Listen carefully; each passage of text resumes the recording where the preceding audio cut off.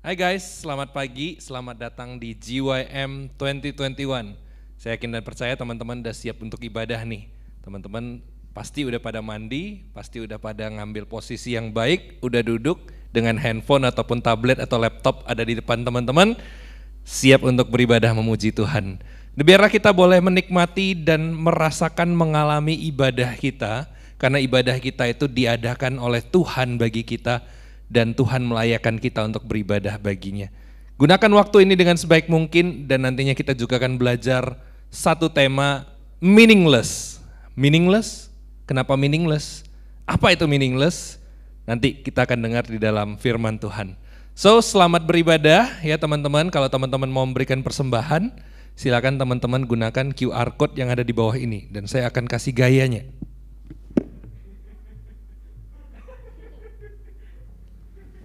Selamat beribadah, Tuhan Yesus berkati. Mari kita sama-sama berdoa. Ya Bapa, di hadapan-Mu kami berkumpul untuk beribadah kepadamu, untuk mengalami hadirat-Mu sekali lagi Tuhan. Di pagi yang indah ini, sekalipun kami tidak bisa beribadah langsung di gereja, kami beribadah secara masing-masing di rumah kami. Tapi begitupun kami merasakan kemahahadiran Tuhan di tengah-tengah kami. Tuhan, berkatilah puji-puji yang akan kami nyanyikan, berkati persembahan yang akan kami berikan, berkati firman yang akan kami terima, supaya ibadah kami ini boleh memuliakan Tuhan dan kami boleh diberkati oleh Tuhan sepanjang minggu ini. Terima kasih Tuhan, dalam nama Tuhan Yesus kami berdoa. Amin. Saat ini begitu banyak masalah yang terjadi dalam hidup kita. Semakin lama semakin banyak pergumulan yang menimpa kita, baik di sekolah kita, di pekerjaan kita, ataupun pergumulan yang menimpa keluarga kita. Tapi satu hal yang kita harus percaya, bahwa Tuhan Yesus begitu mencintai kita. Oleh sebab itu biarlah kita tetap mencintai Tuhan Yesus, sekalipun badai begitu banyak silih berganti. Dan kita juga adalah anak-anak Allah di dalam Tuhan Yesus Kristus. Kita nyanyikan lagu Tetap Cinta Yesus.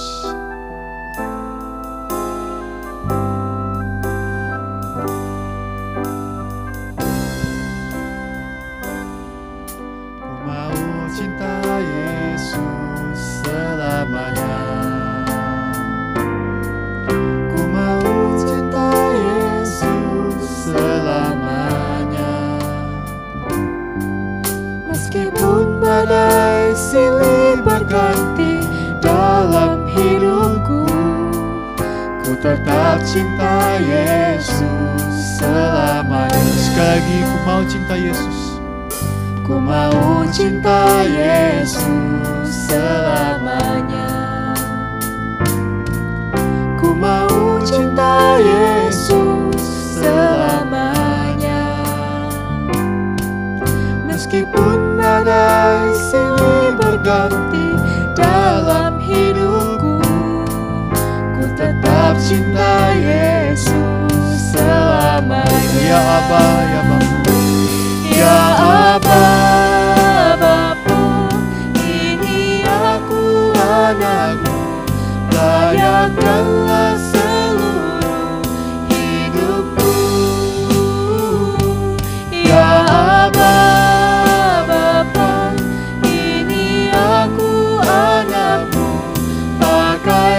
sesuai dengan rencana-Mu. Sekali kita adalah anak-anak Tuhan. Ya Aba, Bapa, ini aku anakmu, layakkanlah seluruh hidupku. Ya Aba, Bapa, ini aku anakmu, pakailah sesuai dengan rencana-Mu. Kita adalah anak-anak Allah di dalam Tuhan Yesus Kristus. Kita yang dahulu adalah orang berdosa. Kita yang dahulu bukanlah anak Tuhan, tapi kita diangkat oleh Bapa menjadi anak-anaknya karena Ia mau memakai kita. Biarlah kita rela dipakai oleh Tuhan sesuai dengan rencananya. Kita Kita nyanyi lagu ini sekali lagi dengan sikap berdoa.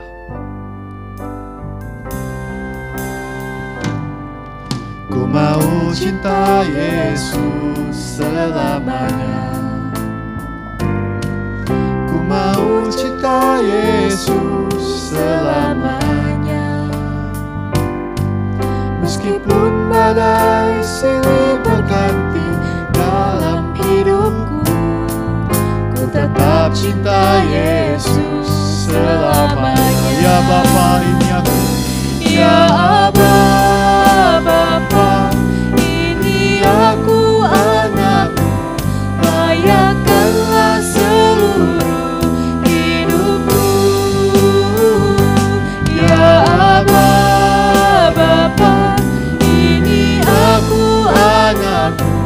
Pakailah sesuai dengan rencana. Pakailah aku ya Bapa. Pakailah sesuai dengan rencana-Mu. Teman-teman, mari saat ini kita menundukkan hati kita datang ke hadapan Tuhan. Kita angkat pujian bersama-Mu. Engkau ada bersamaku di setiap musim hidupku. Tak pernah kau biarkan ku sendiri. Tuhan, Engkau adalah kekuatan di jiwaku. Kekuatan di jiwaku adalah bersamamu. Tak pernah ku ragukan kasih-Mu.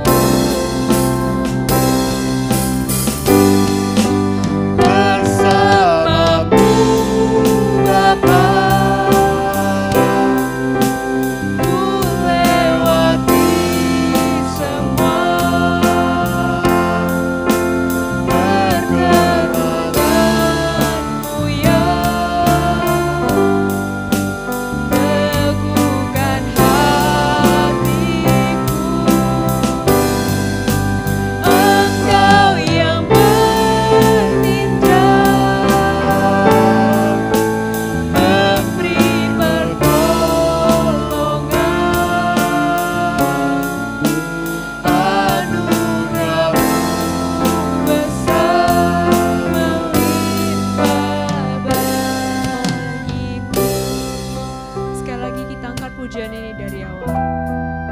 Mari sambil kita melihat kembali di dalam kehidupan kita, melihat bagaimana Yesus ada bersama-sama dengan kita. Kekuatan di jiwaku adalah bersamamu. Tak pernah kuragukan Pernah ku lakukan kasih-Mu. Mari kita sama-sama katakan, bersamamu Bapa, ku lewati semua. Perkenanan-Mu ya teguhkan hatiku. Engkau yang bertindak, memberi pertolongan. Anugerah-Mu besar melimpah bagiku. Teman-teman, ketika kita menyanyikan lagu ini, kita berkata, bersama-Mu Bapa aku lewati semua. Tapi saya percaya tidak sedikit di antara kita yang mungkin gak melakukan itu. Mungkin kita sering kali melupakan iman kita, dan kita lebih mengandalkan diri kita sendiri. Namun di saat keadaan sulit, di saat kita sudah mencapai titik buntu, kita malah menyalahkan Tuhan. itu saya mengundang kita semua buat memejamkan mata kita renungkan. Kita minta ampun sama Tuhan.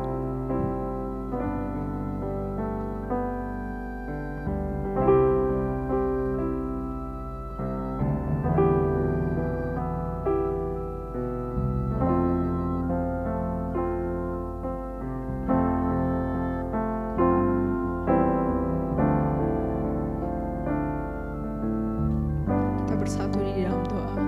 Tuhan, Engkau mendengar doa setiap kami anak-anak-Mu, Tuhan. Tuhan, kami tahu mungkin banyak di antara kita yang seringkali merasa sok kuat, seringkali secara tidak sadar merasa bahwa kami gak butuh Engkau, Tuhan. Tapi di saat keadaan kami sulit, di saat kami udah gak tahu harus ngapain, kami mulai menyalahkan Engkau, Tuhan. Untuk itu Tuhan, ampuni kami, ampuni setiap pelanggaran kami. Dan Tuhan, kami juga memohon kiranya Engkau yang boleh menolong kami untuk belajar melihat setiap momen dalam kehidupan kami dengan mata iman. Untuk belajar menyerahkan seluruh hidup kami ke dalam tangan-Mu. Sebab kami percaya Engkau adalah Immanuel, Allah yang menyertai kami, Allah yang ada bersama-sama dengan kami. Terima kasih Tuhan, terima kasih buat kemurahan-Mu, buat kebaikan-Mu. Di dalam nama Tuhan Yesus kami berdoa. Amin. Mari sekali lagi kita sama-sama katakan, bersama-Mu Bapa ku lewati semua. Bersama-Mu Bapa ku lewati semua. Perkenanan-Mu ya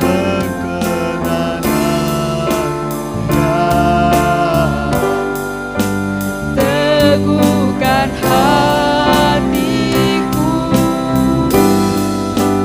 Engkau yang bertindak, memberi pertolongan.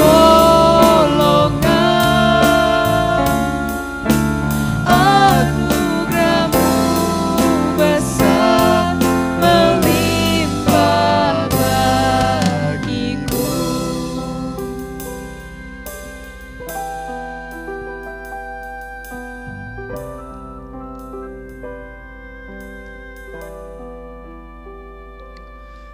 Mari kita sama-sama bangkit berdiri. Kita sama-sama mengikrarkan iman kita. Pengakuan iman rasuli. Aku percaya kepada Allah, Bapa yang Maha Kuasa, Khalik langit dan bumi, dan kepada Yesus Kristus, Anak yang tunggal Tuhan kita, yang dikandung daripada Roh Kudus, lahir dari anak darah Maria, yang menderita sengsara di bawah pemerintahan Pontius Pilatus, disalibkan, mati, dan dikuburkan, turun ke dalam kerajaan maut. Pada hari yang ketiga bangkit pula dari antara orang mati, naik ke surga, duduk di sebelah kanan Allah, Bapa yang Maha Kuasa, dan dari sana Ia akan datang untuk menghakimi orang yang hidup dan yang mati. Aku percaya kepada Roh Kudus, gereja yang kudus dan am, persekutuan orang kudus, pengampunan dosa, kebangkitan tubuh, dan hidup yang kekal. Amin. Praise the Father, praise the Son, praise the Spirit, three in one. God of glory, majesty, praise forever to the King of Kings. Praise the Father, praise the Son, praise the Spirit, three in one. God of glory, majesty, praise forever to the King of Kings. Praise forever to the King of Kings.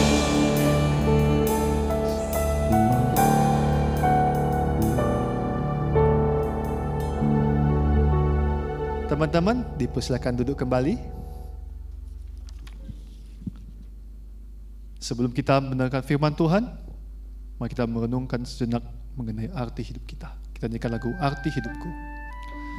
Seringkali dalam hidup kita begitu banyak masalah sehingga kita lupa apa arti hidup kita.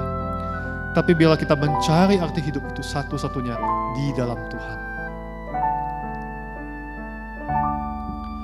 Tiap hari lepas tiap hari dengan rasa berat hati, hidup yang penuh arti ini mengapa jadi begini? Marilah tetap berdiri menghadapi hidup ini. Kuasa Dan tujuan hidup ini dari iman dan kasih. Hidup bukan karena hari, hidup hanya karena arti. Bebas dari segala dosa, inilah arti hidupku. Hidup bukan karena hari, hidup hanya karena hati. Bebas dari segala dosa, inilah arti hidupku. Arti hidupku. Sekali lagi kita nyanyikan lagu, kita buka hati kita di depan Tuhan untuk menerima firman.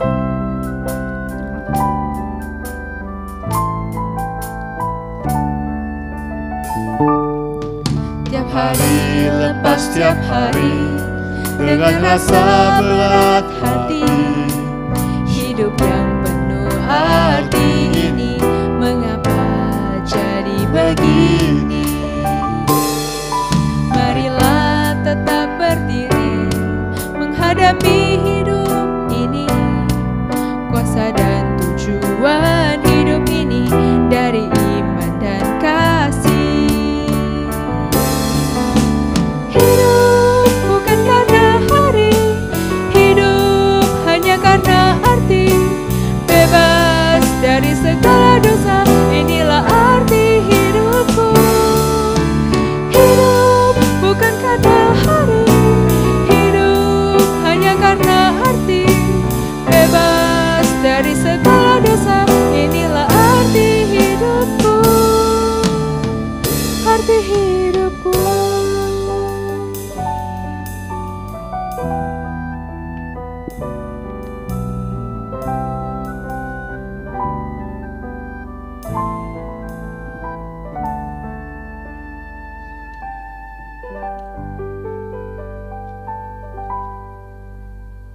Shalom semuanya, kita akan bersama-sama belajar dari firman Tuhan. Hari ini kita akan belajar satu tema, yaitu meaningless. Ya, meaningless. Sebelumnya kita berdoa dulu. Tuhan, kami bersyukur di pagi hari ini ketika kami boleh beribadah melalui media online, melalui YouTube, di depan dari gadget kami. Tuhan, ini adalah satu tantangan tersendiri bagi kami. Sebuah tantangan untuk menjalani kehidupan kami tidak seperti biasanya. Tidak seperti biasanya ketika dulu kami boleh mengingat bisa hadir di dalam ruang ibadah ini, beribadah bersama-sama. Tidak biasa karena kami tidak bisa lagi bertemu bersama-sama dengan teman-teman kami untuk memuji, memuliakan nama-Mu Tuhan. Dan tidak biasa karena kami jadinya tidak bisa disiplin untuk mengikuti ibadah. Banyak sekali distraksi yang bisa terjadi. Tapi Tuhan, kami percaya bahwa di dalam kuasa-Mu semua distraksi itu bisa kami kalahkan. Karena itu Tuhan, kami mau menyerahkan waktu ke depan ke dalam tangan-Mu. Biarlah Engkau yang menolong kami untuk boleh fokus hanya kepada Tuhan saja. Dan semua distraksi yang ada biarlah itu tidak mengganggu kami. Semua hal-hal di sekeliling kami tidak mengganggu kami untuk berjumpa secara pribadi dengan Tuhan. Pakai waktu ini Tuhan untuk menegur hidup kami, sekaligus untuk meneguhkan kami. Biarlah di dalam nama Tuhan Yesus kami boleh belajar kebenaran firman-Mu pada pagi hari ini. Amin. Ya teman-teman, saya yakin dan percaya kita pernah mengalami yang namanya masa-masa nggak punya arti atau kebingungan, ya. Apalagi kalau misalnya kita lakukan sesuatu gitu ya, dan ujung-ujungnya sesuatu yang kita lakukan itu yang kita buat, yang kita hasilkan ternyata tidak berguna. Coba bayangkan teman-teman membuat sebuah tugas ya mungkin PR atau kalau misalnya kerajinan tangan atau membuat lukisan atau membuat hal-hal lain kerjaan teman-teman ya atau paper atau tugas kuliah teman-teman, tapi pada akhirnya semuanya itu jadinya nggak ada artinya, nggak ada nilainya. Ya, misalnya teman-teman udah susah-susah buat tugas, rupanya nggak jadi dikumpul hari itu. Padahal kalian udah begadang ya sampai jam 3 subuh gitu ya. Biasanya kalian begadangnya main game, ini begadangnya buat ngerjain tugas. Rupanya nggak jadi dikumpul besok. Atau malahan ternyata nggak jadi dikumpul sama sekali, tugasnya dibatalkan. Wah, itu sesuatu yang sepertinya sia-sia gitu ya. Sepertinya nggak ada gunanya, nggak ada artinya. Sepertinya itu meaningless. Ya, itulah yang kita mau lihat di pembelajaran akan firman Tuhan hari ini. Meaningless, segala sesuatu adalah meaningless. Loh, kenapa seperti itu? Yuk kita sama-sama coba buka Alkitab kita dari Pengkhotbah pasal yang pertama.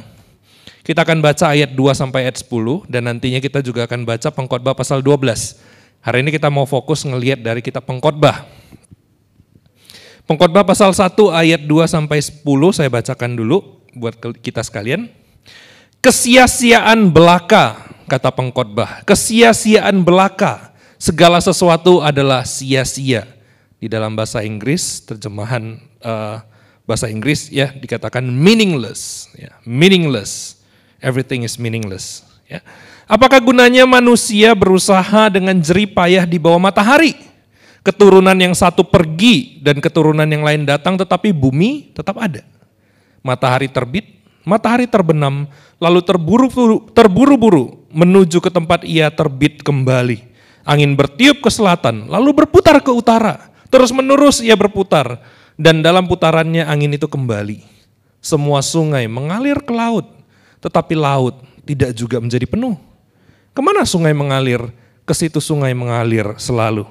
Segala sesuatu menjemukan, tetap sehingga tak terkatakan oleh manusia.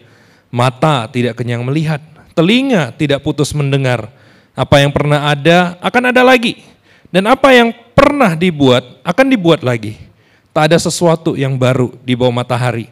Adakah sesuatu yang dapat dikatakan, lihatlah, itu baru? Tetapi itu sudah ada dulu, lama sebelum kita ada.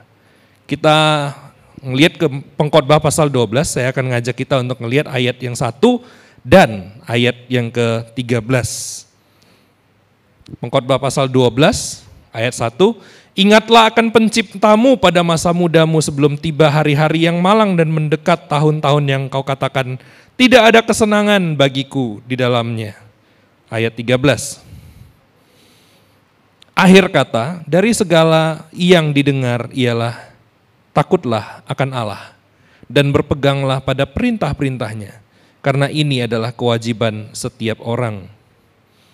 Teman-teman, tadi kita ngelihat bagaimana pengkhotbah itu mengatakan bahwa segala sesuatu itu sia-sia, segala sesuatu itu tidak ada gunanya, segala sesuatu itu meaningless. Apakah hidup kita meaningless? Padahal tadi kita nyanyi lagu arti hidup ini. Ya, apakah segala sesuatu artinya itu sia-sia? Ya, kalau kita ngelihat tadi di dalam kitab Pengkhotbah itu, ya penulis kitab Pengkhotbah mengatakan bahwa semuanya ini berjalannya begitu. Keturunan yang satu datang, pergi, keturunan yang lain datang, tapi bumi tetap ada. Semuanya biasa aja, semuanya sama aja gitu. Nggak ada yang baru di dalam dunia ini. Semuanya adalah hal yang berulang, hal yang berulang, hal yang berulang. Apalagi kalau kita berkata ya, ada yang sering kali mengatakan pengalaman itu menjadi guru yang terbaik supaya nanti di kedepannya itu kita tidak mengulangi kesalahan yang sama. Tapi kok kayaknya di dalam kitab Pengkhotbah ini sebenarnya sepertinya lagi ngomong seperti ini. Kamu sekarang lakukan kesalahan, kamu belajar pun nanti kamu akan lakukan kesalahan lagi. Percuma dong. Apalagi satu ayat yang seringkali dulu kami gunakan ya untuk mengatakan alah nggak usah belajar itu dalam Pengkhotbah 12 dikatakan ya sia-sia ya membuat banyak buku itu tidak ada akhirnya. Banyak belajar itu melelahkan badan. Saya yakin teman-teman di rumah pada ngomong, apalagi yang lagi studi yang SMP, SMA ataupun yang kuliah berkatakan, amin, banyak belajar itu melelahkan badan. Sebenarnya banyak hal semuanya itu ujung-ujungnya melelahkan badan. Kenapa segala sesuatu sia-sia dan bagaimana supaya segala sesuatu itu jadi tidak sia-sia? Mari kita akan belajar ya dari pengkhotbah. Nah, pengkhotbah ini ditulis dengan gaya yang menarik ya.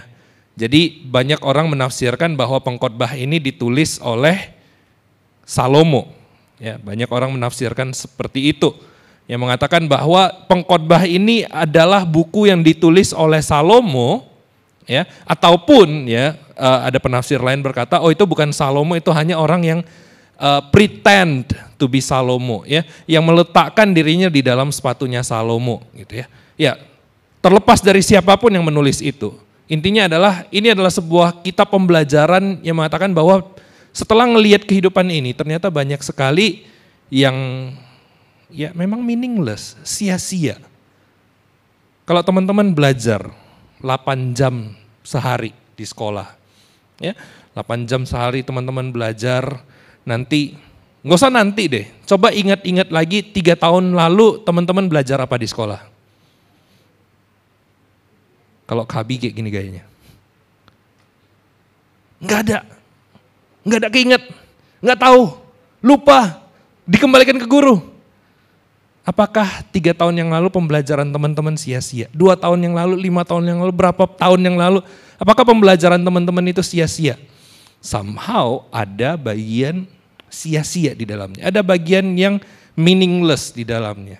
Apalagi kalau kita nggak tahu kenapa kita perlu belajar, kenapa kita lakukan pembelajaran itu, atau kalau kita kerja kita nggak tahu kenapa kita lakukan pekerjaan itu, ya pada akhirnya sia-sia. Kita nggak tahu tujuannya, kita nggak tahu akhirnya, kita nggak punya tujuannya, kita nggak punya maknanya, ya sia-sia.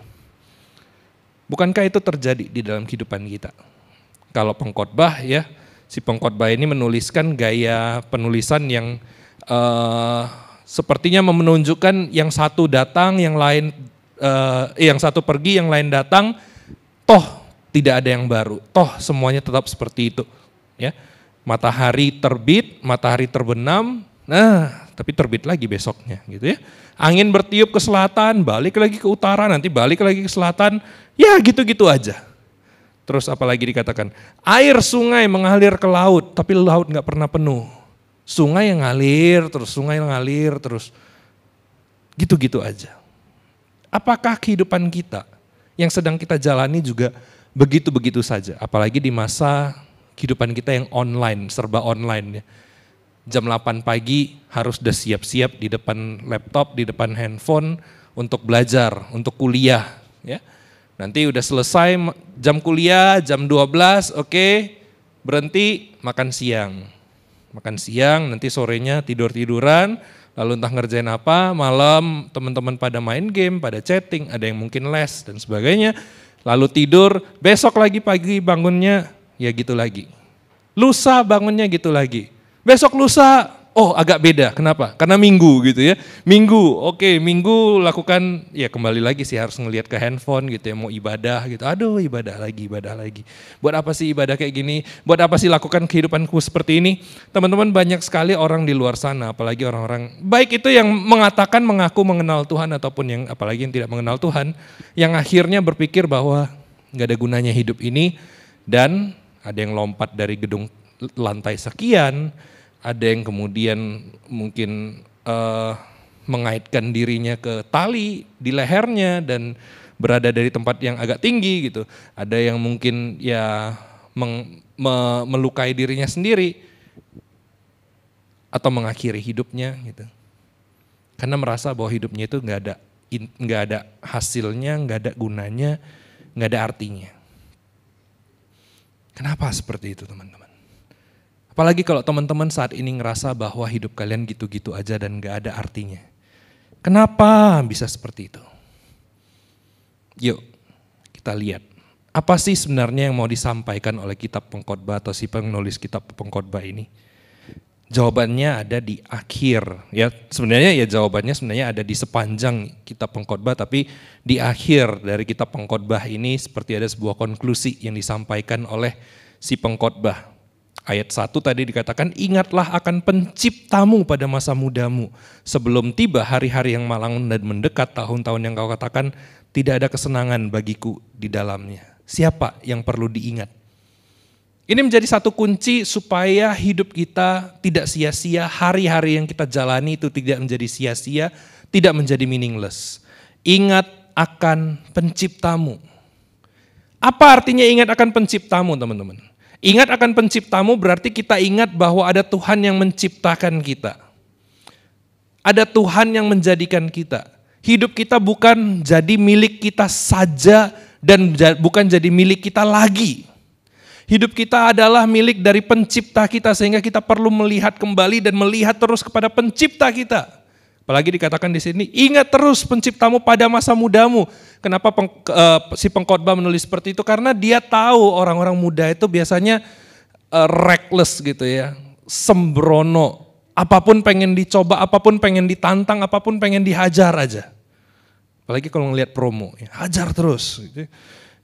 Sehingga dikatakan oleh kitab Pengkhotbah, oleh si pengkhotbah ini, ingat penciptamu di masa mudamu. Jadi ketika kamu muda, ketika kamu mau lakukan segala sesuatu, ketika kamu mau menikmati hidupmu, ingat dulu penciptamu sehingga kamu bisa milih. Kamu bisa berhikmat, kamu bisa tahu, aku mau milih yang seperti apa. Apakah ini sesuai dengan maunya penciptaku? Apakah ini sejalan dengan kehendaknya penciptaku? Atau ini sebenarnya bertentangan? Kalau bertentangan ya jangan dilakukan. Tapi kalau sejalan itu lakukan dengan sekuat tenaga. Ingatlah akan penciptamu juga berarti bahwa ingatlah bahwa sang penciptamu itu Tuhan, Allah Tritunggal itu punya rancangan di dalam hidup kita. Dan rancangan itu pasti punya tujuan. Nggak mungkin seseorang itu, ya mungkin aja sih sebenarnya, seseorang itu merancang sesuatu untuk sesuatu yang tidak ada gunanya atau tidak ada artinya. Bayangkan ada seorang arsitek kenamaan terkenal banget, dia buat sebuah gedung yang tidak ada tujuannya. Aneh kan gitu kan? Bingung kan? Tentu saja secara logika orang membuat sesuatu, melakukan sesuatu dengan sebuah tujuan. Apalagi Allah yang menciptakan kita dalam rancangannya yang agung, tentu saja dengan tujuan yang agung. Dan di dalam tujuan itu kita bisa menemukan makna hidup kita. Kalau kita mengingat akan pencipta kita di dalam segala sesuatu, maka biarlah kita juga belajar untuk mengingat bahwa Dia punya tujuan untuk hidup kita. Karena itu kita perlu untuk setiap hari ya, maksudnya sebelum kita melakukan segala rutinitas kita, aktivitas kita yang mungkin membosankan selama ini, tanya dulu sama Tuhan kita, Tuhan Yesus, hari ini aku bakal ngejalanin rutinitas yang sama aja kayak kemarin-kemarin. Tapi aku pengen tahu dan aku pengen supaya walaupun ini rutinitas yang setiap hari aku jalani, tapi ini menjadi meaningful, bukan lagi meaningless. Dan percayalah Tuhan akan tuntun setiap langkah kita. Sebenarnya Tuhan di setiap hari dan setiap waktu menuntun langkah hidup kita. Tapi kalau kita tidak meminta kepada Tuhan, kita nggak akan ngelihat Tuhan nuntun. Ya, sekali lagi, setiap hari, setiap waktu sebenarnya Tuhan menuntun, mengarahkan hidup kita. Tapi kalau kita tidak minta ke Dia, kita nggak akan bisa ngelihat Dia melakukannya. Kalau kita minta kepada Tuhan, kita akan ngelihat secara nyata Tuhan menuntun hidup kita. Jam 8 kita berhadapan dengan laptop kita, dengan gadget kita untuk kuliah, untuk studi, ataupun kita menjalani hari kerja kita jam 8 keluar dari rumah, macet-macetan. Kita tahu tujuannya untuk apa, sehingga kita nggak akan lagi menggerutu, aduh. Nyampe di depan garis pas lampu merah, aduh. Agak cepet dikit tadi harusnya udah bisa lewat, nggak harus ngantri-ngantri lagi 2 menit, 3 menit di lampu merah nggak ngapa-ngapain. Kalau kita tahu tujuan kita, kalau kita tanya lagi kepada yang memberi tujuan dari hidup kita nggak akan menggerutu. Kita akan berhenti dengan baik dan kita akan menikmati waktu bersama dengan Tuhan. Kalaupun dikasih lewat dari batas lampu merah itu, maksudnya ya sempat belok atau sempat ngelewatin, kita pun tahu kita sedang menikmati waktu bersama dengan Tuhan. Menjalani hidup yang gitu-gitu aja kita nggak akan lagi menggerutu, aduh pagi-pagi kayak gini harus kuliah lagi. Aduh. Dengerin guru yang sinyalnya juga putus-putus, aduh. Gitu ya. Tapi kita akan belajar untuk melihat bahwa wah ini adalah kesempatan saya untuk berjumpa dengan Tuhan melalui ruang sekolah saya, melalui ruang studi saya. Untuk saya bisa kenal lebih dalam lagi apa tujuan Tuhan di dalam hidup saya. Melalui kita mengingat akan pencipta kita, di masa muda kita, di dalam setiap hari kita akan belajar untuk melihat apa tujuan Tuhan di dalam hidup kita. Dan seperti tadi dikatakan, di akhir dari kitab pengkhotbah ini, akhir kata dari segala sesuatu yang didengar ialah takutlah akan Tuhan, takutlah akan Allah, dan berpeganglah pada perintah-perintahnya. Karena ini adalah kewajiban setiap orang. Kalau kita menjalani hidup kita dengan ingat dan takut akan pencipta kita, akan Tuhan kita, maka yang meaningless itu akan Tuhan ubahkan menjadi sesuatu yang meaningful. Teman-teman, saya juga pernah seusianya teman-teman. Ya mungkin kalau ada yang ikut JYM usia 40 saya belum sampai ke situ, gitu ya. 35 aja belum gitu ya. Nah, tapi kalau yang masih usia sekolah, masih usia kuliah, saya pernah seumuran dengan teman-teman. Dan saya ingat pengalaman saya ketika menjalani sekolah dan juga kuliah. Teman-teman, ketika saya lulus SMA, saya bimbang. Waktu itu saya udah punya panggilan untuk jadi hamba Tuhan, tapi saya masih bingung. Karena hasil diskusi dengan orang tua, dengan beberapa orang lainnya gitu ya. Katakan kuliah aja dulu, kuliah umum. Jalani aja dulu kehidupanmu, buka mata lebar-lebar, jangan-jangan panggilanmu yang kamu rasakan itu adalah emosi semata, bukan murni dari Tuhan. Ya, maka saya jalani, di tengah kebimbangan itu akhirnya saya memilih untuk mengambil kuliah arsitektur di Kota Medan. Ya, ketika menjalani kuliah arsitektur itu setahun saya jalani dengan senang gitu ya, karena saya memang senang gambar, saya juga senang dengan desain, saya senang dengan estetika. Karena itu saya menikmati arsitektur gitu ya, saya menikmati untuk membuat desain, saya punya gambaran dan bayangan. Kalau nanti saya berapa tahun lagi sudah jadi arsitek, saya pengen bangun atau saya pengen rancang sesuatu yang seperti ini, sesuatu yang seperti itu, sesuatu yang keren, sesuatu yang bagus, sesuatu yang berguna. Karena di situ kami belajar ya, bangunan itu bukan hanya harus estetik, bangunan itu juga harus tepat guna, gunanya itu sesuai dengan apa yang dirancang di awal gitu ya. Ketika menjalani tahun kedua, saya mulai ngerasa nggak ada damai sejahtera di situ.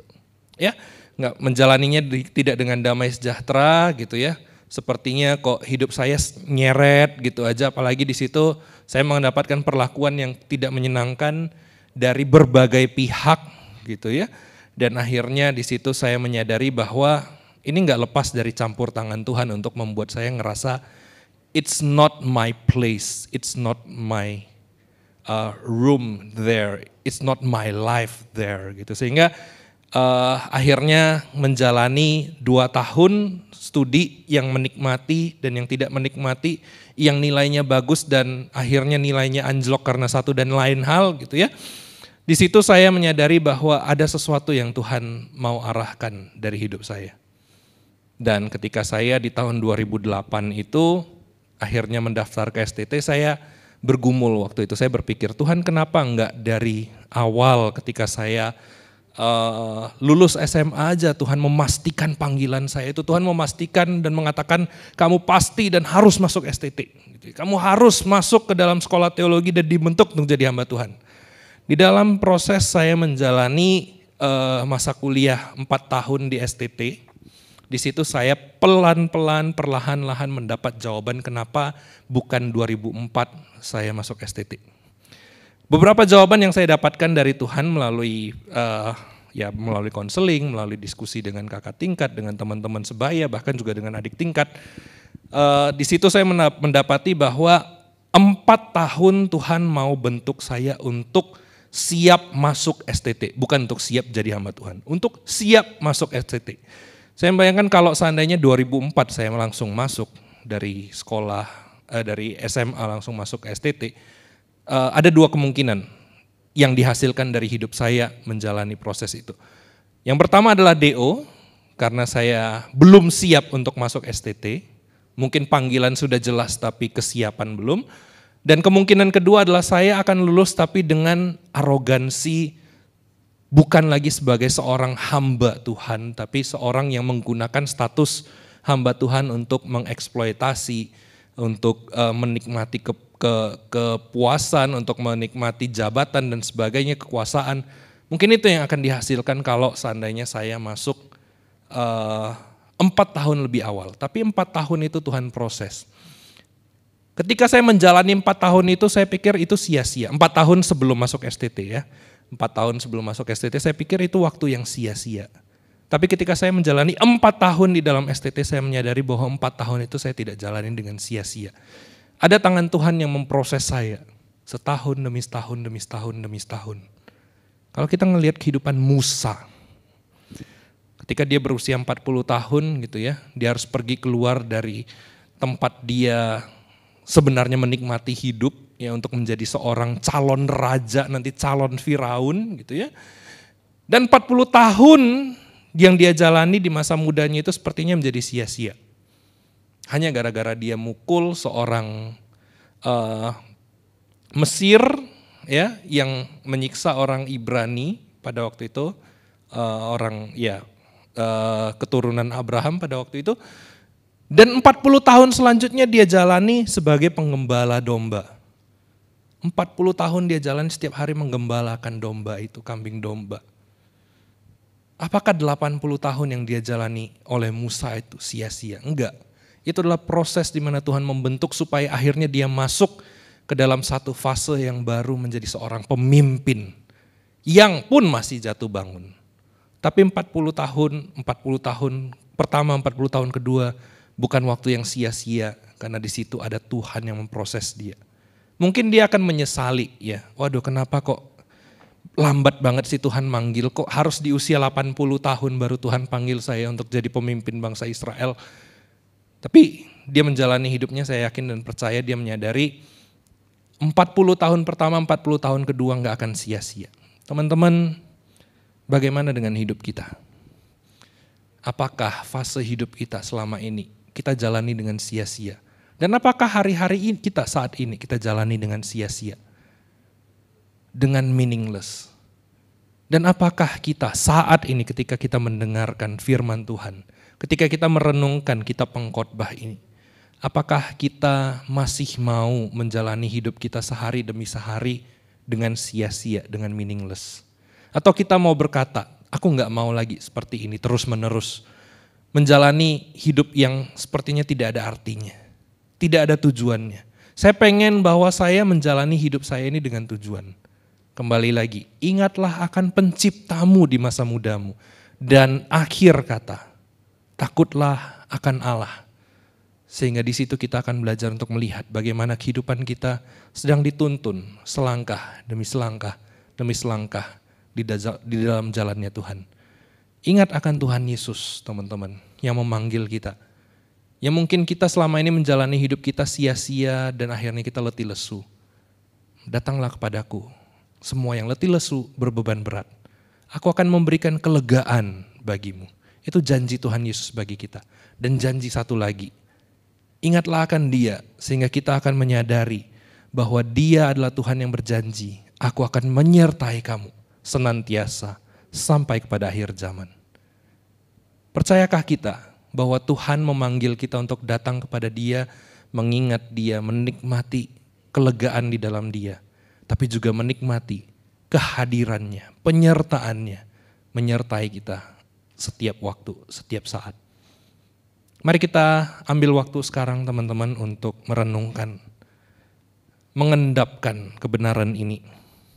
Kita akan ambil waktu untuk tenang sebentar, pikirkan dan gumulkan tentang hidup kita. Dan di saat yang sama, mari kita berdoa, berkomitmen kepada Tuhan.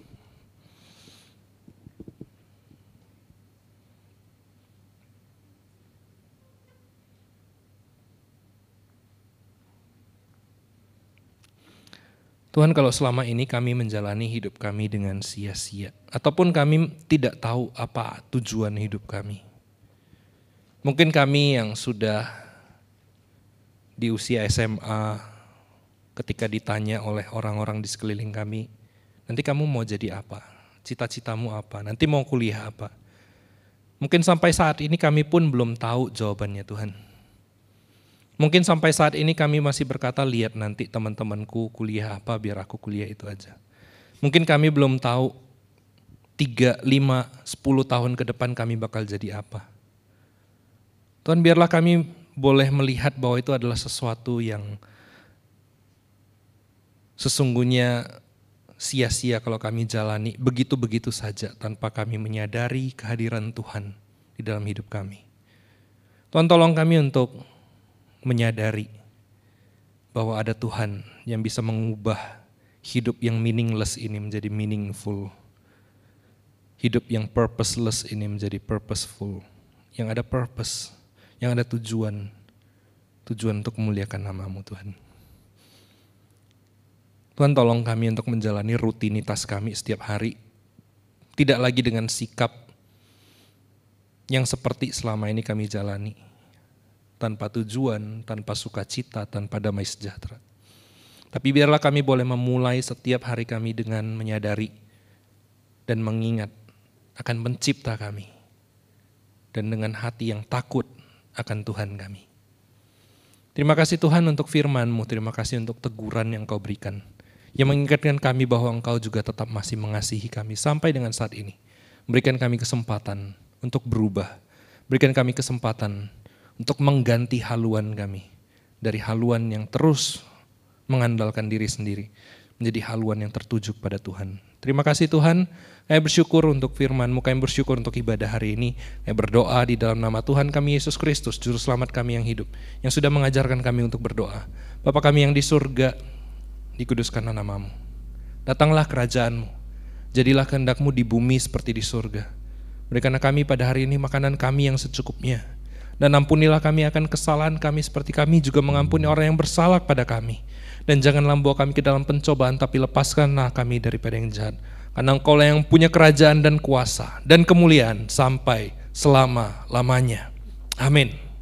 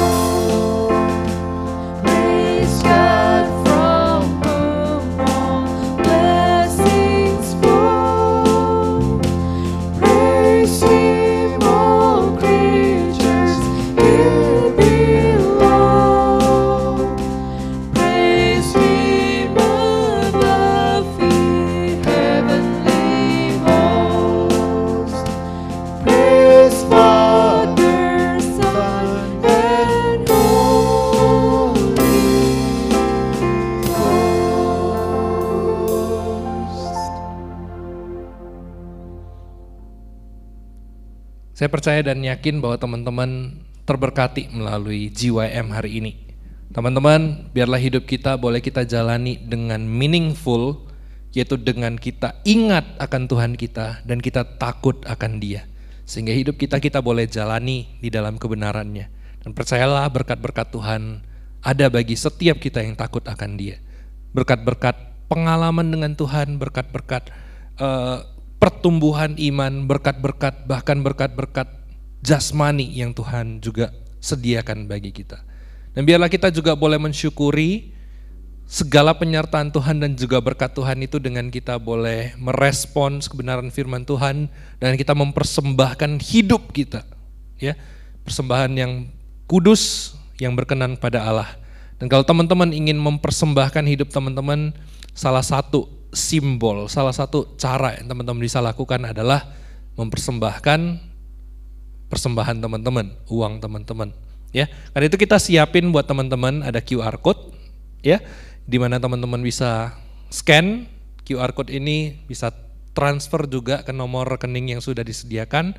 Gunakan kesempatan ini juga untuk memberikan persembahan untuk kemuliaan nama Tuhan sebagai satu simbol, ya, satu lambang bahwa kita sedang mempersembahkan hidup kita kepada Tuhan. Kita menggantungkan hidup kita, masa depan kita, setiap hari kita kepada Tuhan. Biarlah hidup kita boleh tetap mengalami Tuhan, sehingga kita tidak terus-menerus merasa, hidup saya meaningless. Biarlah hidup kita meaningful di dalam Tuhan. Sampai ketemu lagi minggu depan di JYM. JYM, go go go, glory to God.